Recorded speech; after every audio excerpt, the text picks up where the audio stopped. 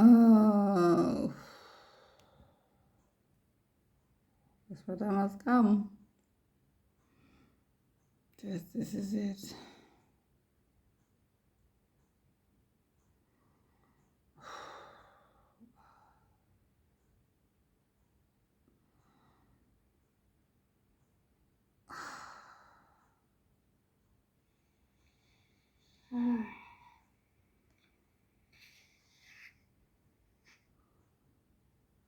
Today I woke up in the morning. I was feeling very tired. I slept on the sofa the whole night. In the morning I woke up. I went to my husband's bed and I slept there. Then I woke up later. And after I woke up, I was feeling not like doing anything. I came on the sofa, I sat on the sofa. Then afterwards, my sister told me to go and take a bath. I went in the bathroom to take a bath as she read for me the Bible. I learned that despite everything, God has my back and God is a God of everything. So after I took a bath, in the bath I prayed. Then afterwards, we prayed for an aunt of ours who were given news today by our mother that she is sick. She's on a coma, but we believe God's hand is on her. Then afterwards, after taking a bath, I tried to go to the toilet again, but I was having difficulties to go to the toilet. Afterwards, my sister warmed for me some food. I ate. Then I got to toilet after. And later in the evening, I tried to read something. Then I had some pain in the stomach. I took a painkiller. And right now, I'm going to do cafe enema. And that was my day.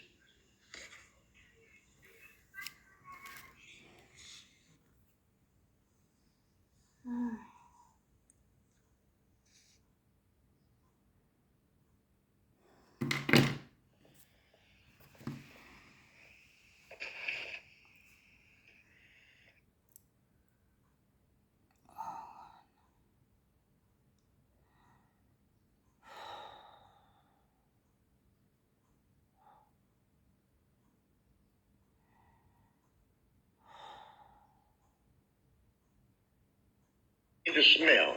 All things exist in the human imagination.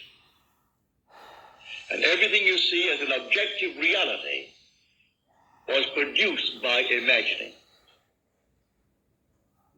Think of one thing. Just think of one thing that would simply deny it. You can't think of one thing. So you go to the moon.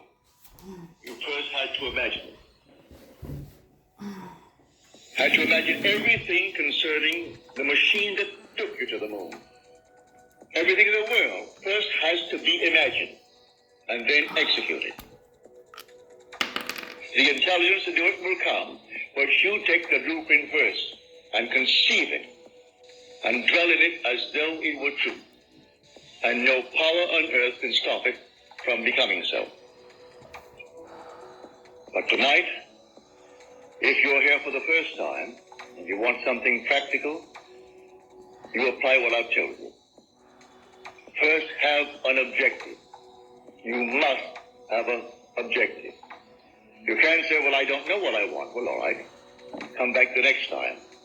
Ask yourself, what would I like of life? Don't be ashamed to name it. What would I like of life? Well, then, try to get some objective. Now, prayer, as far as I'm concerned, is nothing more than the subjective appropriation of the objective hope. That is the way to success. I appropriate it subjectively. How do I appropriate a state subjectively? Well, suppose now, this very moment, I wanted a ball, an ordinary baseball. But there isn't a baseball in the room, all right? But I want one. I I would actually assume that I am holding a baseball in my hand until I can feel it. You think you can feel it? Well, now try it.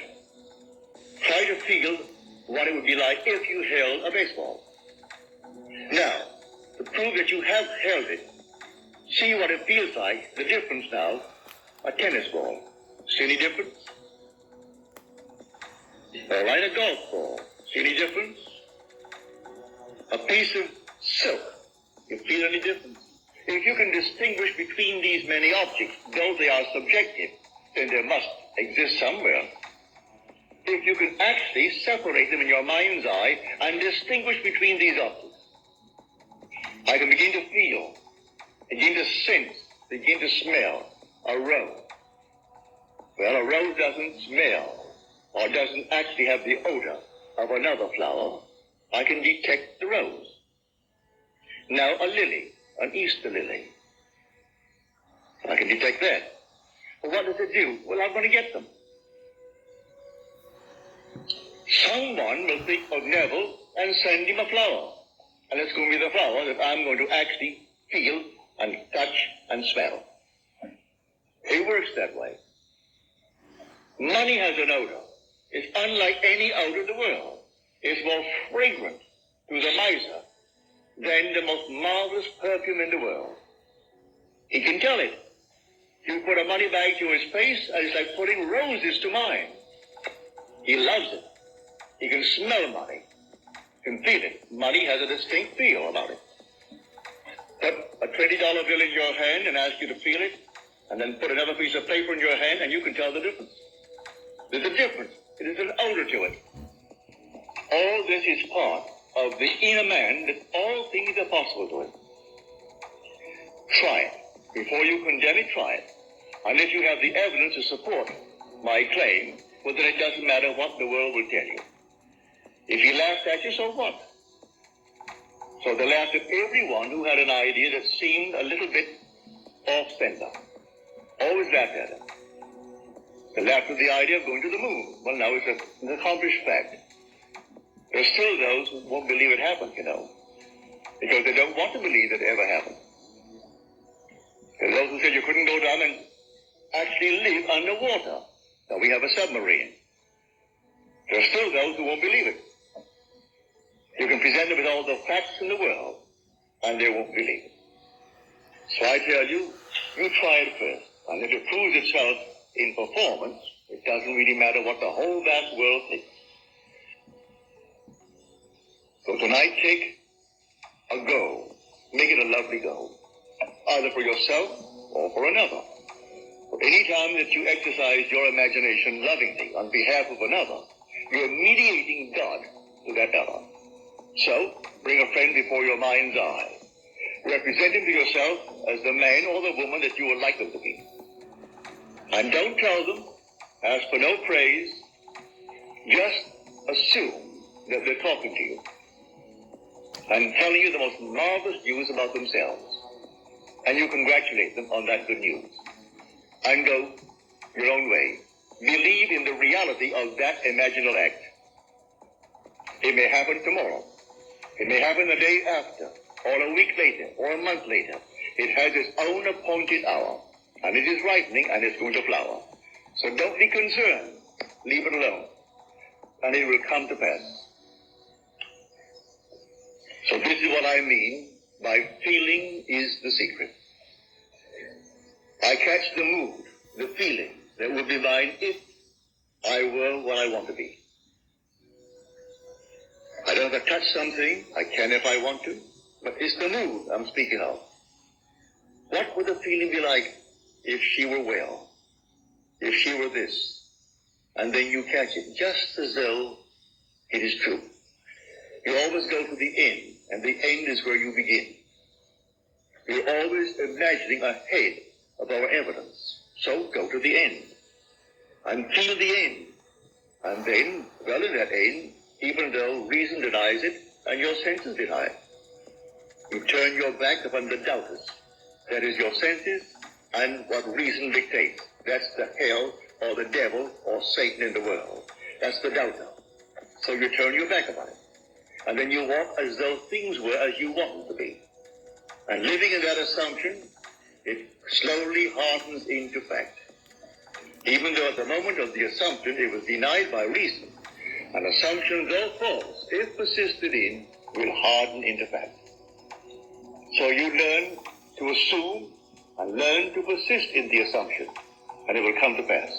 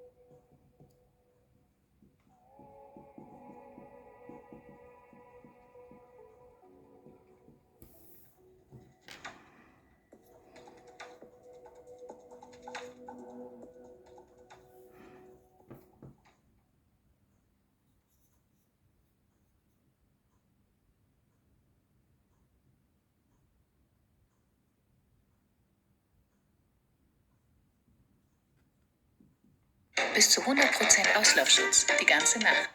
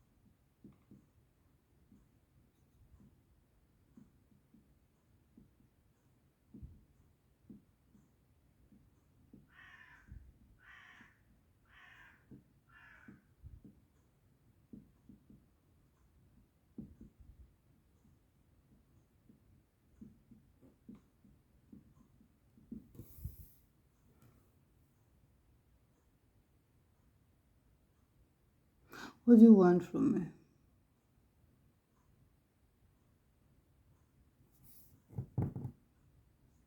And then I command by that assumption the whole vast world to obey my will.